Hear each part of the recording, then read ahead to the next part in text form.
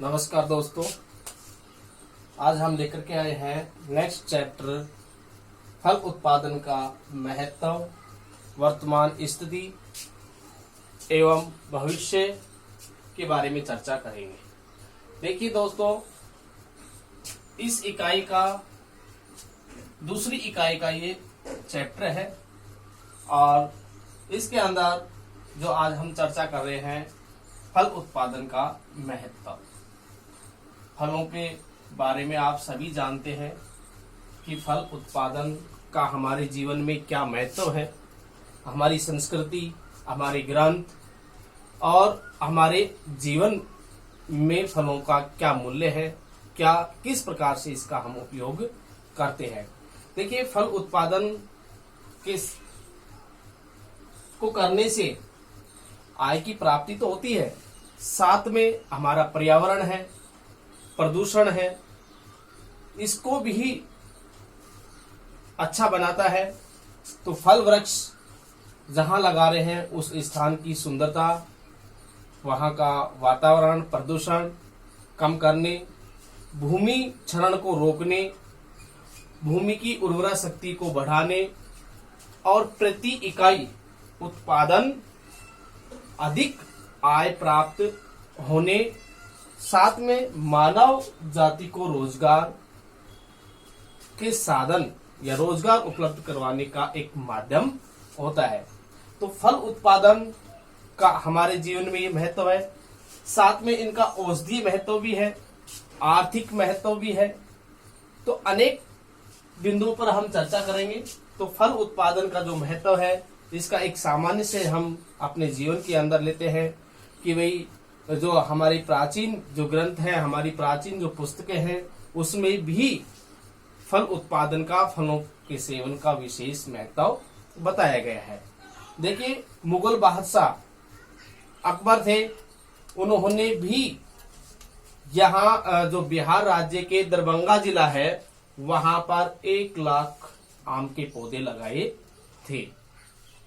बिहार राज्य के दरभंगा जिले में आम के 1 लाख पौधे लगाए थे, क्योंकि उस समय भी फलों का विशेष महत्व था।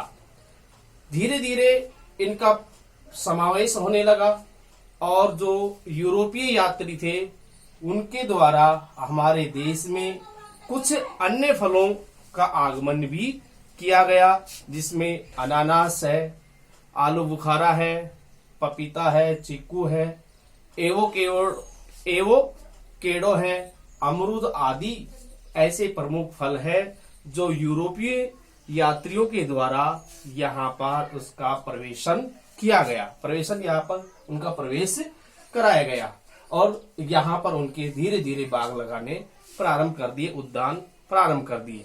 आज हम वर्तमान स्थिति को देखते हैं कि हमारे जो परिवेश के अंदर देखते हैं कि मानव जाति जो कुपोषण का शिकार हो रही है, बेरोजगारी की समस्या से जूझ रही है और जो प्रदूषण बढ़ रहा है, उसकी समस्या को दूर करने के लिए एक व्यवसाय के रूप में फल वृक्ष रोपण का कार्यक्रम चलाया जा रहा है और साथ में भूमि के रखरखाव का भी कार्य किया जा रहा है। देखिए, हमारे देश में स्वतंत्रता के पश्चात 3 पंचवर्षीय योजनाएं प्रारंभ की गई। कौन सी? 3 पंचवर्षीय योजना प्रारंभ की गई और इन तीनों पंचवर्षीय योजना में ये योजनाएं बनाई गई, ये प्लानिंग बनाई गई कि आने वाली जो योजनाएं हैं, उन योजनाओं में हम ज्यादा से ज्यादा ध्यान उद्यानीकरण में देंगे। इन तीनों योजनाओं के अंतर्गत उद्यानीकरण पर विशेष जोर दिया गया और पूर्ण रूप से जो इस योजना को लागू किया गया और जो चौथी पंचवर्षीय योजना है, चौथी पंचवर्षीय योजना में फल उत्पादन के ऊपर जोर दिया गया। यानी कि इन 3 योजना के अंतर्गत तो उद्यानीकरण किया गया, उद्यान लगाए गए, फल वृक्षों के उद्यान लगाए गए और जो चौथी योजना आई तो उस चौथी योजना के अंदर फल उत्पादन प्रारंभ किया गया। तो ज्यादा से ज्यादा फलों का उत्पादन लेना प्रारंभ हुआ चौथी पंचवर्षीय योजना में। अब देखते हैं कि भाई हमारे जो चौथी पंचवर्षीय योजना है, तो उस योजना के अंतर्गत जो एक संस्था है अखिल भारतीय समन्वित फल सुधार परियोजना, अखिल भारतीय समन्वित फल सुधार परियोजना, ये योजना प्रारंभ की गई 1971 में। तो 1971 के अंतर्गत जब ये योजना प्रारंभ की गई तो इस योजना का मुख्य उद्देश्य ये था कि भी केंद्र सरकार और राज्य सरकार मिलकर के, केंद्र सरकार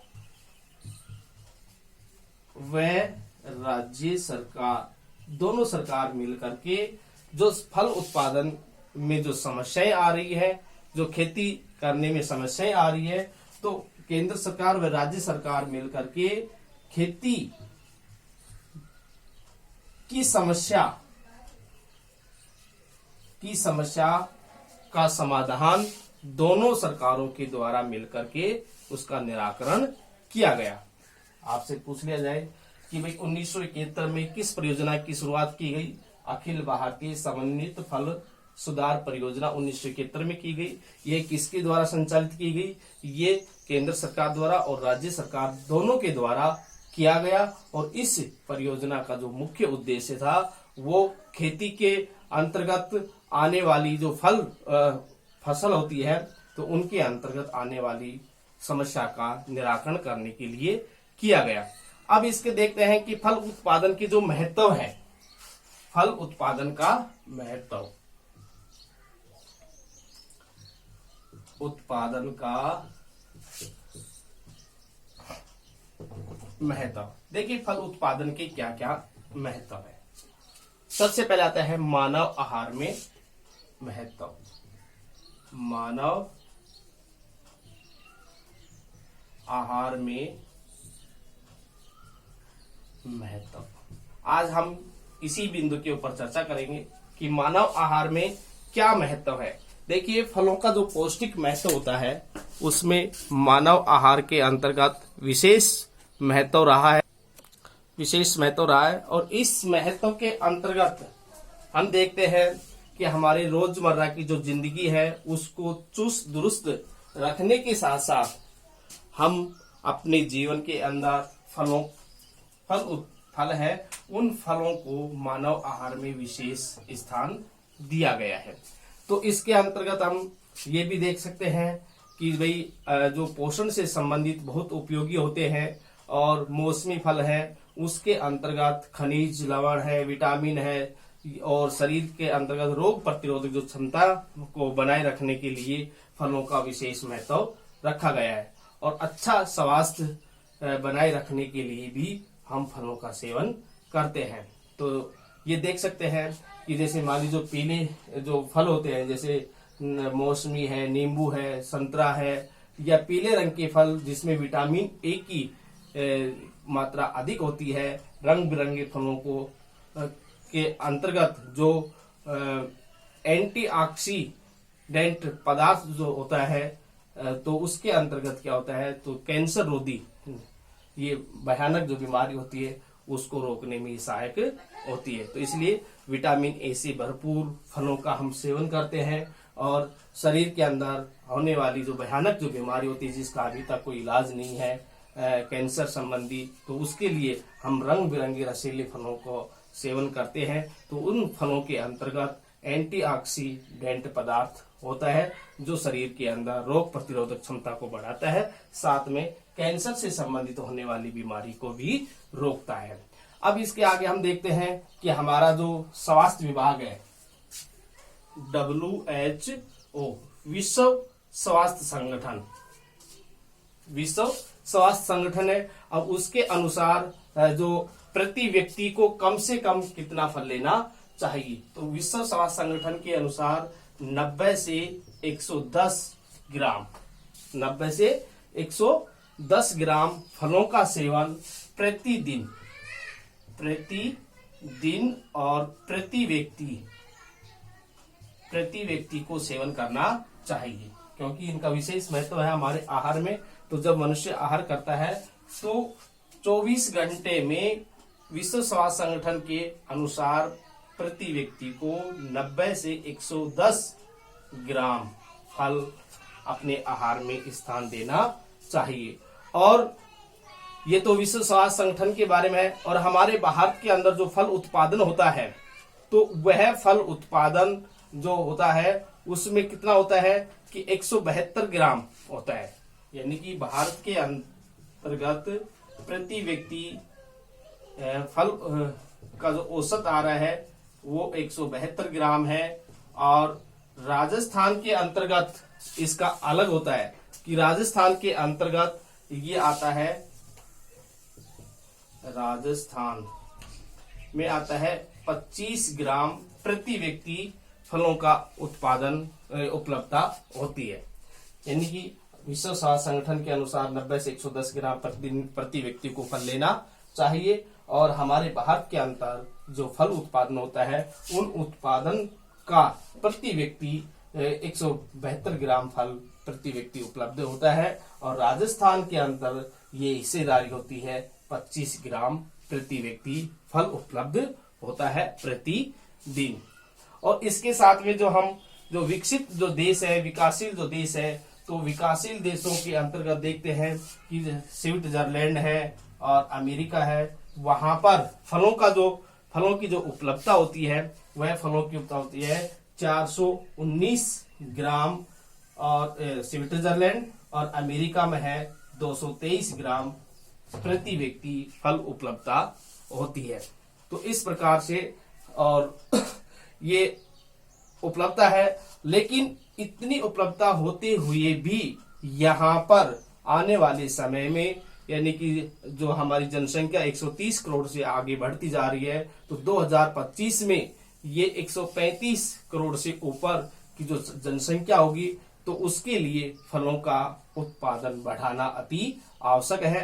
तो इस प्रकार से यहाँ पर जब 135 करोड़ जनसंख्या के लगभग होगी तो 95 मिलियन टन फलों की जरूरत पड़ेगी हमारे देश को। तो इसलिए इस इतने 95 मिलियन टन जब फलों की आवश्यकता होगी तो उसके लिए हम फलों का उत्पादन अधिक से अधिक कर पाएंगे। तो इसके लिए हम एक सुनहरी क्रांति का क्रियान्वयन करना जरूरी होगा। तो सुनहरी क्रांति जो है वो फलों से संबंधित होती है।